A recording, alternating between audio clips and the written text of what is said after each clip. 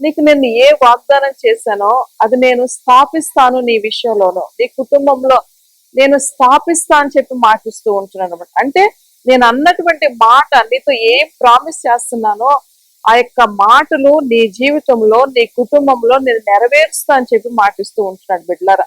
ఇంతవరకు ఆయా రకాలైనటువంటి మనుషుల మాటలు మనం నమ్మాం, ఎన్నోసార్లు నమ్మాం. కానీ ఎవరి మాట కూడా మరి మన జీవితంలో ఎవరు కూడా చేయలేనటువంటి వారిగా ఉంటున్నారు. అది చేస్తా, ఇది చేస్తా అని చెప్పేసి ఎన్నో రకాలటువంటి మాటలు మనం వింటూ ఉన్నాం ఇప్పటి వరకు కూడా. కానీ ఏ మనిషి కూడా మన విషయంలో ఎవరు మనకు సహాయం చేయలేరు.